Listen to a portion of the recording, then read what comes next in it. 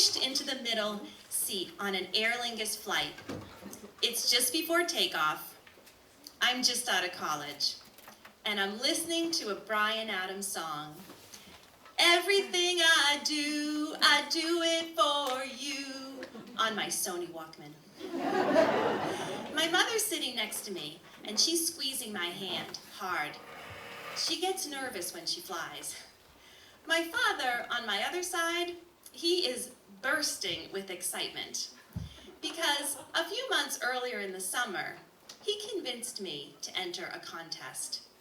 Now, this is not a spelling bee or a trivia game, things I'm used to and sort of like. This one was a little bit different. It was for young, single women of Irish heritage. And being the modern 90s girl that I was a bit skeptical. But I love my parents. My father grew up in County Cork, and my mother's family is from Kerry. My 3 brothers played the accordion, and my sisters and I, we were Irish step dancers. Let's just say St. Patrick's Day in our house, it was a very big deal. So I went for an interview with a dozen other girls just like me, and the judges asked me this question. In what way would you represent Mary O'Connor, the original Rose of Tralee? And I knew because I used to listen to the Irish Hour on the radio on Saturdays. I knew the song that they were referring to. It's about a rich young gentleman who falls in love with a poor Irish maid. It doesn't work out for him. And he sings this sad song.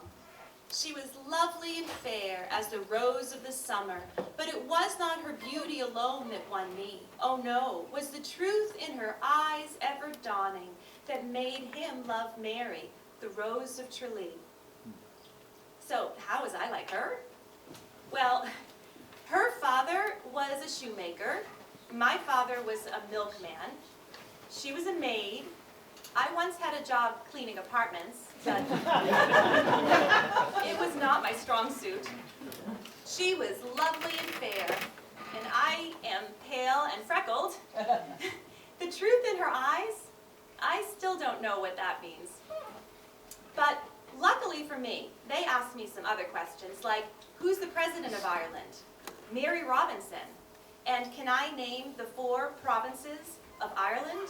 Yes. Leinster, Munster, Ulster, and Connaught. I nailed the current events. So at the end of the night, the MC announced my name, and they gave me a sash and a trophy and a ticket to Ireland. What a huge surprise. Now, apparently I wasn't the only one surprised, because the Boston Irish reporter who was covering the event came up to me with a microphone, and he said, "Well, you weren't my pick, honey, but congratulations anyway." Oh, my mother was so mad at him. But it didn't matter, because now, I didn't care. Like, to me, this whole thing was a lark, but to my parents, it was as if I had just won the lottery. We were now going to the International Rose of Tralee Festival in the tiny town of Tralee, which was said to be a non-stop party. And I was now a pageant girl. I was going to need gowns and gloves and hats and jewelry and something called day suits. This whole thing sounded a lot less like poor little Mary O'Connor and a lot more like Princess Diana. But I did it.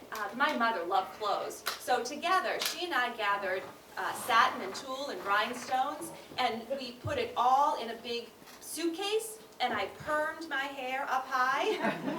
I was set.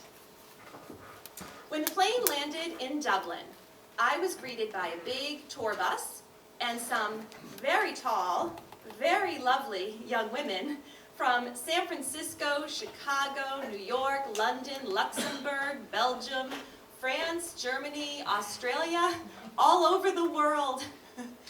And together, we floated in parades, we were hosted at teas, we signed autographs for little girls, we were on display, sponsored by Waterford Crystal, Guinness, and Cadbury chocolates. And at the end of this whole event, there was one lovely woman who would be crowned the International Rose of Tralee. The entire thing was very 1950s.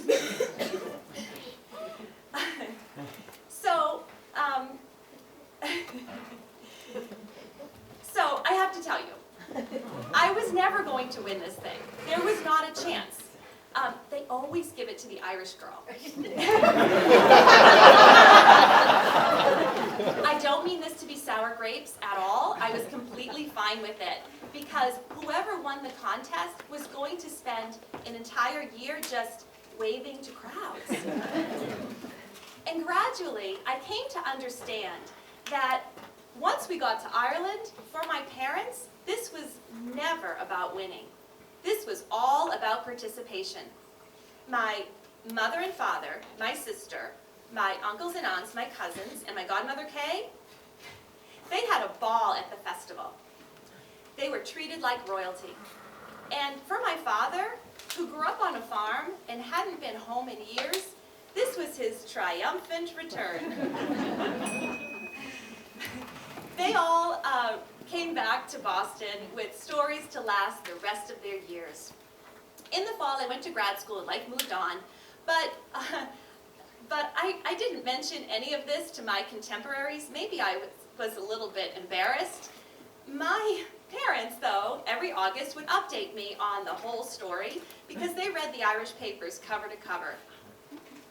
Many more milestones were to come, marriage, career, children, but to my parents, being crowned the Boston Rose of Tralee, that was my pinnacle.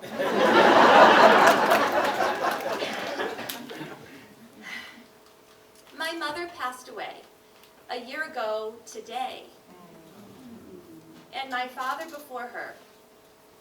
My sister and I recently came across the tuxedo and the gown that they wore to the gala, wrapped up in a dry cleaner's bag and in their closet.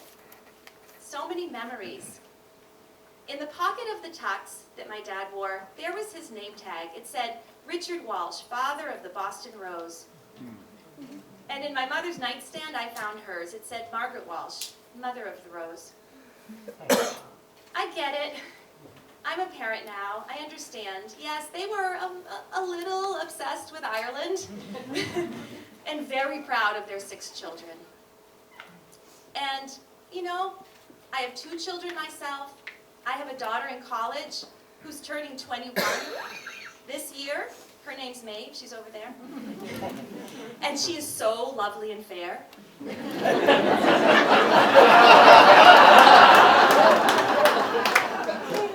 Now, I would never put that kind of pressure on her. But if she ever decided to go for it, our Walsh cousins would show up in Tralee, and your dad and I, we'd be on that plane right beside you.